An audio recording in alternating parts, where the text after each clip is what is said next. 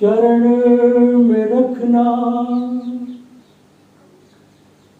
शरण में रखना, चरण में रखना और शरण में रखना,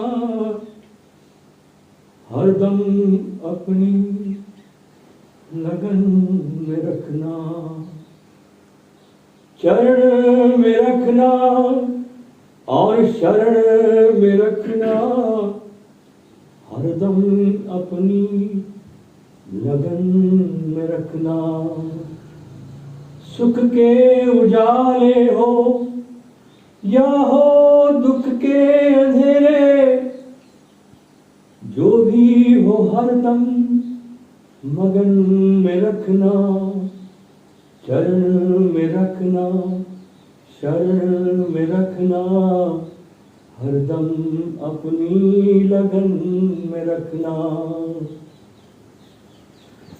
सांसों की माला और सिमरन के मोती, सांसों की माला और सिमरन के मोती, मन नहीं भटके प्रभु मेरे, मन नहीं भटके प्रभु मेरे, जतन से रखना। मन नहीं भटके प्रभु मेरे, जतन से रखना। चरण में रखना, शरण में रखना, हरदम अपनी लगन में रखना, हरदम अपनी लगन में रखना।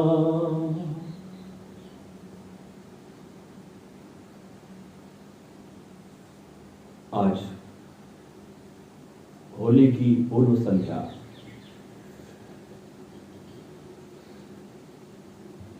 इसका क्या वास्तविक महत्व है, इसे थोड़ा हम समझने की और इसमें गहराई में जाकर चिंतन करने की कोशिश करते हैं। असुरों का राजा था हिरण्यकश्यप। इसने ब्रह्मा जी से एक बड़ा सुंदरतम वरदान मांगा कि मेरी मृत्यु कभी ना हो। दो तीन बातें, चार बातें रखी कि न तो दिन में हो, न रात में हो, न अस्त्र से हो, न शस्त्र से हो, न घर में हो, न बाहर हो, न किसी पुरुष के द्वारा हो और न किसी पशु के द्वारा हो। इसे वरदान मिला, साधना का फल इसे प्राप्त हुआ। इसने साधना की और इसको फल प्राप्त हुआ। लेकिन इस वरदान को पाकर इस असुरों के राजा हिरण्यकश्यप का अहंकार और प्रबल हुआ, क्योंकि अब उसको कोई मार नहीं सकता था। मृत्यु पर उसने विजय हासिल कर ली थी। अब उसे कोई खौफ नहीं, कोई डर नहीं। तो पूरे राज्य में उसने डोंडी पिटवा दी, घोषणा कर दी कि उसके अतिरिक्त अब उसके राज्य में किसी की भी उपासना नहीं होगी और न किसी की पूजा होगी। ये स्पष्ट आज्ञा उसने पूरी प्रजा को दे दी। इस राजा की आज्ञा सबने मान ली कि मरता क्या नहीं करता, डरता क्या नहीं करता। इस राजा की आज्ञा सबने मान ली, सिवाय उसके स्वयं के पुत्र को छोड़कर। पुत्र था भक्त प्रहलाद, और छोटा सा नन्हा सा छोटू टिल्लू, उसने बगावत खड़ी कर दी और स्पष्ट कर दिया, क्लियर कट बोल दिया पिता को कि मैं तो विष्णु को पूजूंगा, उसी की उपासना करूंगा और उसी की भक्ति में मैं डूबूंगा, मैं तुम्हारी पूजा नहीं करूंगा। अब ये बड़ी चोट थी बाप को पुत्र के द्वारा कि सारी जनता ने तो उसका मान लिया सब बात, लेकिन घर का बेटा ही मानने से इनकार कर रहा है। और ये चोट असुरों के राजा हिरण्यकश्यप को बहुत बड़ी चोट थी। क्योंकि उसका खुद का बेटा उसकी अवज्ञा कर रहा है। अब राजा ने, हिरण्यकश्यप ने साम दंड भेद सभी प्रकार से जो भी उपाय होते थे, एक राजा के पास जो भी बल होता था, शक्ति होती थी, उसके द्वारा प्रहलाद को डराने की, धमकाने की कोशिश की। जब नहीं माना, सब उपाय हार गया बाप, तो अंत में उसने होलिका, जो उसकी बहन थी, प्रहलाद की बुआ, इस समस्या का हल करने के लिए उसे बुलाया। अब इसको भी वरदान प्राप्त था न जलने का, तो कहा कोई बात नहीं, मैं इसको लेकर बैठूंगी, मैं तो मर नहीं सकती कि जल जाएगा। देखिए, छोटे से बच्चे के अंदर सत्य था, वो बड़े से बड़े राज्य की दीवार को भी हिलाता है। इसको लेकर वो चिता में बैठ गई और सब जनता को पता था, सब जनता इकट्ठी थी कि प्रहलाद तो भस्म हो जाएगा और होलिका का तो बाल बांका नहीं होगा। लेकिन हुआ क्या? होलिका भस्मीभूत हो गई और भक्त प्रहलाद बच गया। इस पूरी घटना के परिप्रेक्ष्य को अगर हम देखें तो क्या नजर आता है कि सत्य जीता और अहंकार हारा। इस पूरी गाथा से बहुत कुछ महत्वपूर्ण, बड़ी गहरी बातें पता चल सकती है। पहली बात कि अहंकार से भरा हुआ व्यक्ति अगर साधना, ध्यान करने भी जाएगा, बहुत गौर से सुनना मेरी बात, अगर अहंकार से भरा व्यक्ति अपने स्वयं की साधना में भी जाएगा तो उसका उद्देश्य कदापि समर्पण का नहीं होगा। वो सिद्धियों के लिए जाएगा, पावर के लिए जाएगा, शक्तियों के लिए जाएगा, वो मिटने के लिए नहीं जाएगा, समर्पित होने के लिए नहीं जाएगा। इसलिए ध्यान साधना के पथ पर हमको ये देखना बहुत जरूरी है। हम इस रास्ते पर सब लोग चल पड़े, ध्यान के रास्ते पर, साधना के पथ पर, इसलिए हमको देखना जरूरी है कि हम इतनी मेहनत क्यों कर रहे हैं, हमारा उद्देश्य क्या है, ध्यान साधना का उद्देश्य हमारे भीतर क्या है। क्योंकि ये देखना भी है कि इस सारी मेहनत के पीछे जो बैठा है भीतर वो कौन है, वो क्या चाहता है। और दूसरी बात, अहंकारी व्यक्ति को परमात्मा के वरदान से, उसके आशीर्वाद से जो भी मिलेगा उसका उपयोग मात्र वो स्वयं को, अहंकार को श्रृंगारित करने के लिए करेगा। मनुष्य का भला हो, इसकी बात उसके जहन में भी नहीं आती। अपने अहंकार को कैसा श्रृंगारित कर सके, कैसा पोषण कर सके, वो रात दिन इसी चिंता में रहता है। अपने स्वार्थ के लिए करता है, किसी के, दूसरे की हित, उसके कल्याण की उसके अंदर बात ही नहीं है। अब आप देखिए कि बहुत बड़ी सिद्धि मिली हिरण्यकश्यप को, क्योंकि दुनिया में सबसे बड़ा जो खतरा है आदमी के सामने, सबसे बड़ा, वो है मृत्यु का खतरा। सबसे ज्यादा भय आदमी को मृत्यु का पकड़ता है और उसका यही खतरा टल गया।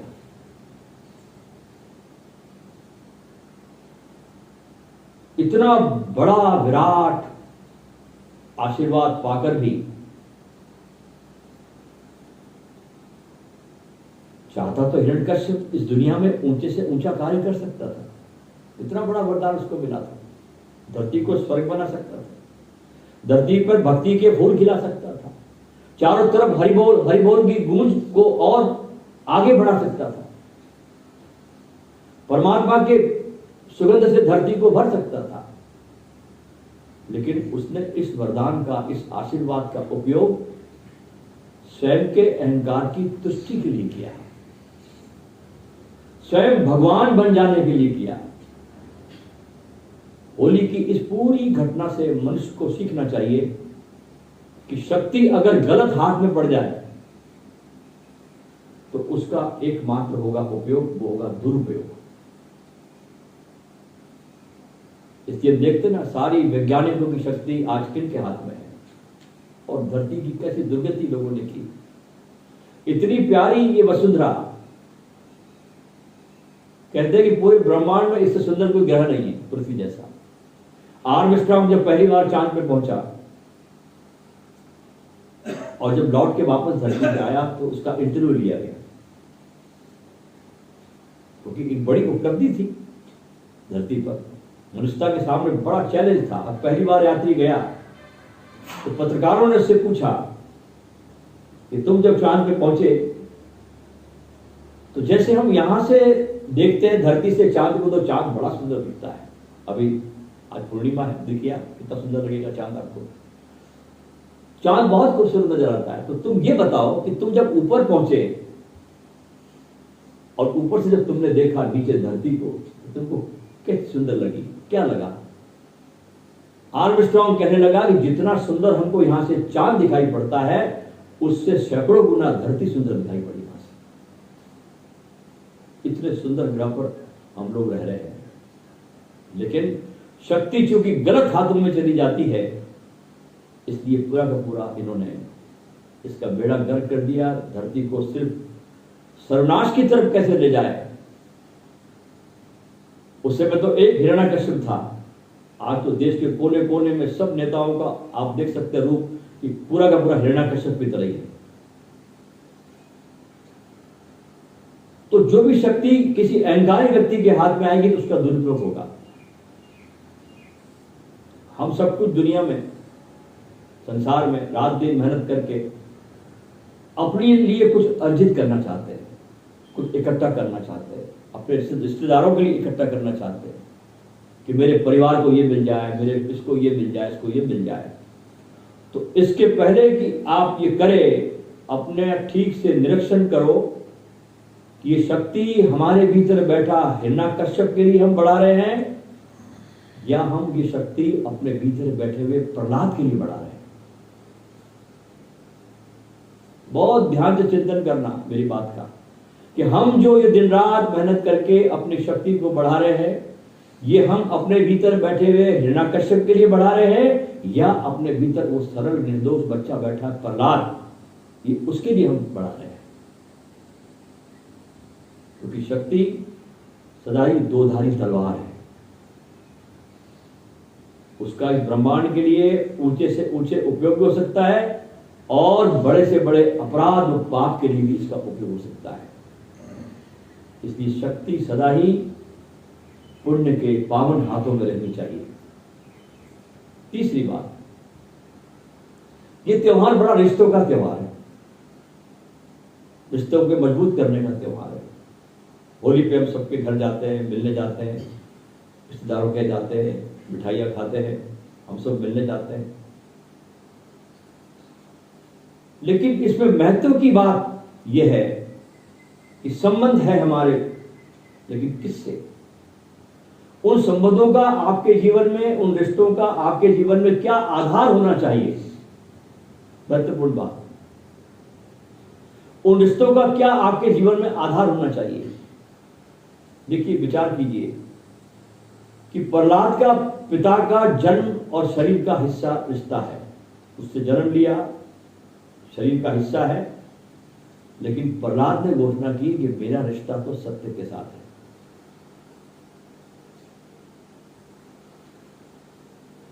और यह रिश्ता सत्य का परमात्मा के साथ शरीर के रिश्ते से भी ज्यादा महत्वपूर्ण है, क्योंकि मेरा पिता तो परम पिता परमात्मा है। प्रहलाद की श्रद्धा बहुत अडिग है और टोटल है, संपूर्ण है, आधी अधूरी नहीं है। हमारी श्रद्धाएं कभी होती है, कभी नहीं होती, कभी डिग जाती है।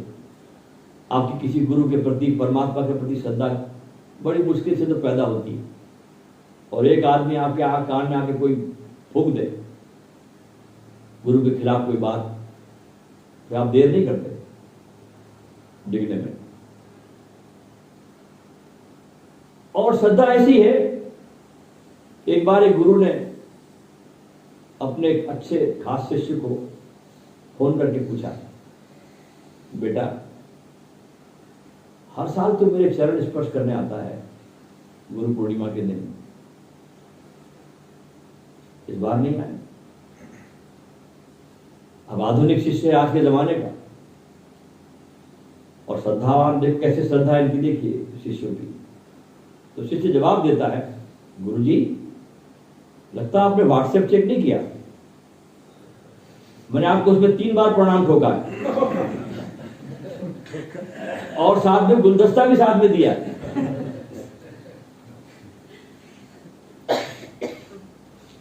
जिस प्रहलाद की स्मृति में और सम्मान में हम जो ये त्योहार मनाने के लिए यहां बैठे हैं, उसकी जरा श्रद्धा तो देखिए आप। वो कह रहा है कि पिता मेरा कितना भी बलशाली हो जाए, कितना भी, अगर वो मेरा पिता सत्य की अवहेलना कर रहा है और असत्य के मार्ग पे चला जा रहा है, तो मैं अपने पिता के विरुद्ध खड़ा हो जाऊंगा, जरा भी देर नहीं करूंगा। अब आप सोचो, इतना बड़ा साम्राज्य, इतना बड़ा राजा, असुरों का राजा, और उसके सामने छोटा सा निर्दोष बालक खड़ा है।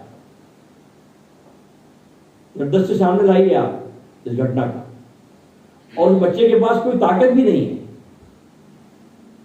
और उसके खिलाफ में एक बलशाली सम्राट है, उसका खुद का पिता।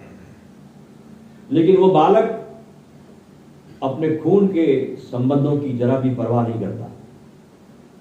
क्या उसके संबंध है, उसकी बिल्कुल परवाह नहीं करता।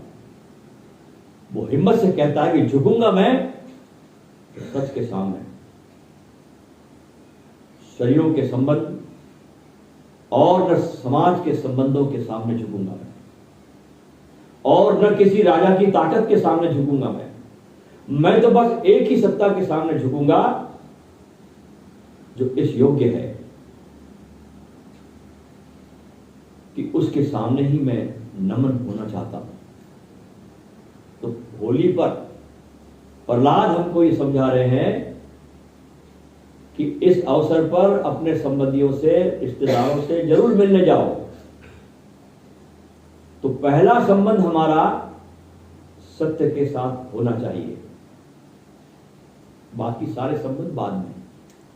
वे सारे संबंध आपके काम चलाओ, काम चलाने वाले संबंध है।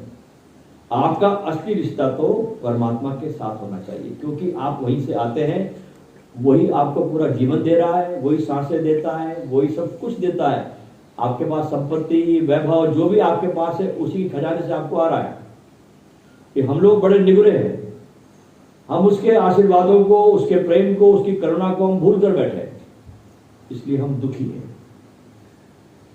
बाकी सब संबंधों को बाद में रखिए आपकी जिंदगी के, क्योंकि सत्य इतना महत्वपूर्ण है, इतना आनंददायी है, इतना शांति प्रिय है, इतना मधुर है कि इन सब के लिए ये सारे संबंध छोड़े जा सकते हैं, काम चला पाएंगे।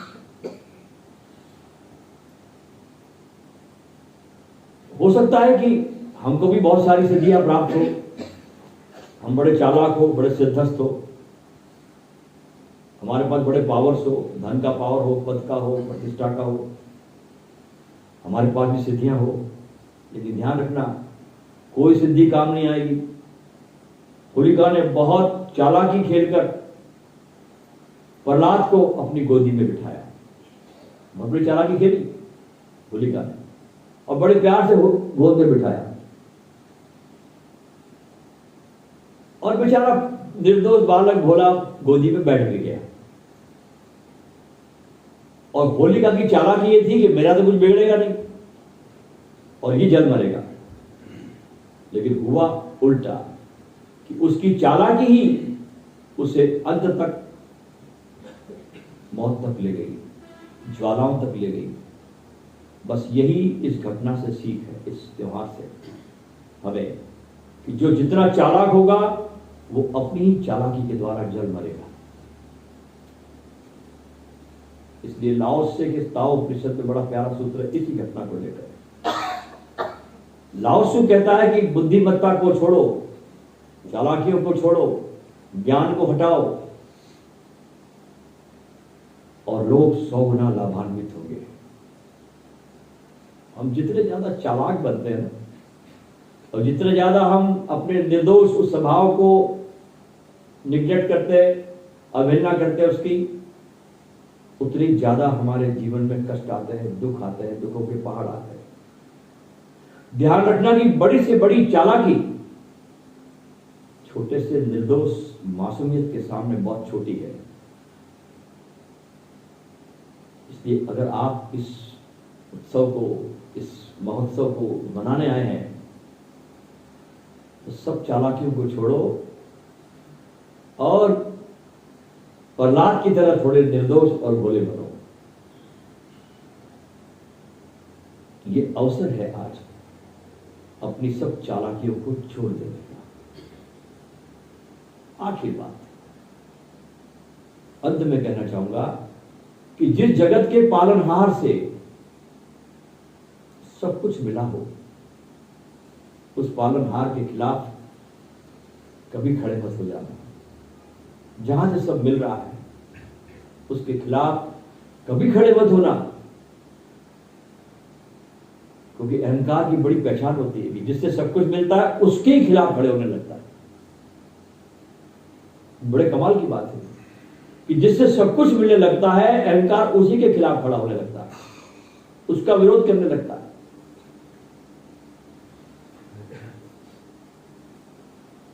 इसलिए अपनी चालाकी को आज छोड़ने का दिन है। होली का उत्सव इस बात का प्रतीक भी है कि हम अपने भीतर बैठे उस प्रहलाद को जागृत करें, और होलिका और हिरण्यकश्यप ये भी हमारे भीतर है, इसको दूर रखें और प्रहलाद के भोलेपन को अपनाएं। परम सत्ता के सामने सदा ही प्रेम और श्रद्धा की भावना रखो, और जब बाहर होली खेलो तो उसका भी सुमिरन रखो, जिसका कोई रंग नहीं, या कहो तो सारी दुनिया के रंग उसी के, सारे रंग उसी के। इसलिए होली है अपने भीतर उस प्रहलाद को प्रकट करने का महोत्सव।